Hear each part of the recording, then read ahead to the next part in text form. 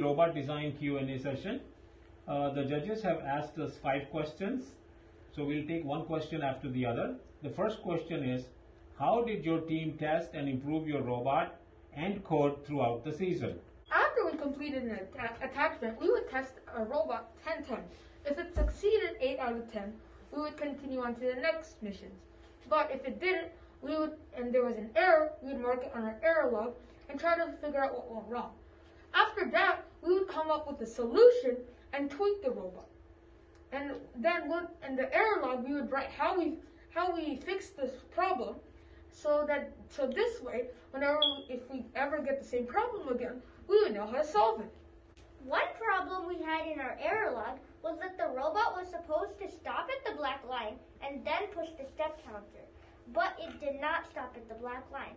So what we did to fix it was that we changed it to rotations, so the robot went a specific number of rotations and then continued pushing the step counter.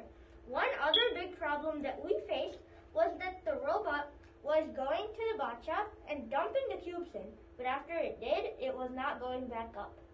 So what we did to fix that one was that we changed the number of rotations it went down to the number of seconds. So even though the robot went down here, it waited a specific number of seconds and then moved on to the next mission. In addition to what Abhinav said, we also had 2 problems with the pull-up bar. The first one was that when the robot tried to go to the pull-up bar, it kept hitting one of the side walls.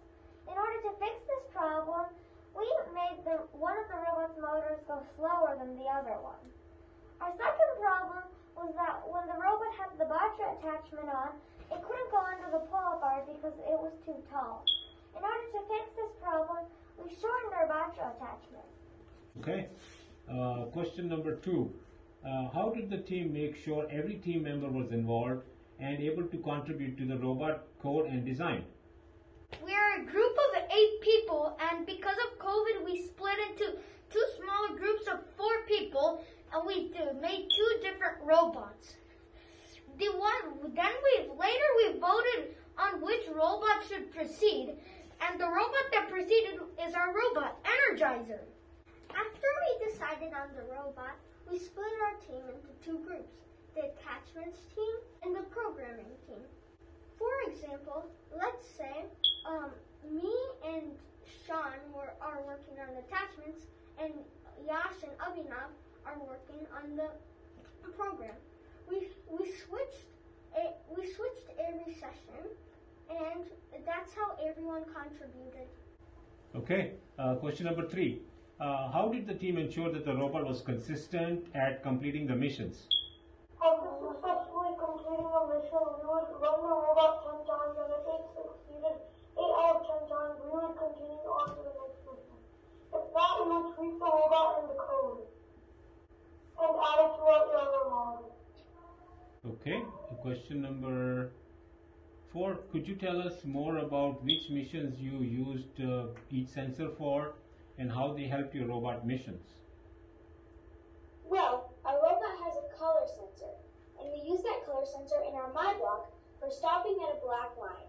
We use the stop at black line My Block in our step counter mission code. And our step counter mission code is the robot moves quickly until it senses the black line, then it stops, and then it goes slowly to push the step counter all the way to blue. This saved us a lot of time. In addition to that, we used our gyroscope sensor to move our robot after 90 degrees, and it got under the pull-up bar. And then for our bocce, it continued under the pull-up bar, stopped at the black line using our colored sensors, and then we went a little bit more and then dumped our cubes, went a little back, and we started going to the dance floor. Okay. Question number 5.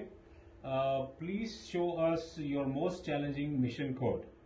Our most challenging mission code was the bocce code. It was from the step counter all the way to the dance floor.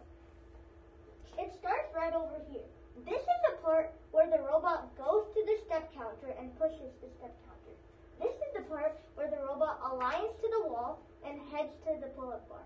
This is the part where the robot goes under the pull-up we use a my block right over here to stop at the black line and proceed to the bocce mission. This is the part where the robot drops the cubes inside the bocce mission, and also this is the part where it turns and the cube from the bocce aim falls into the frame. Over here, it goes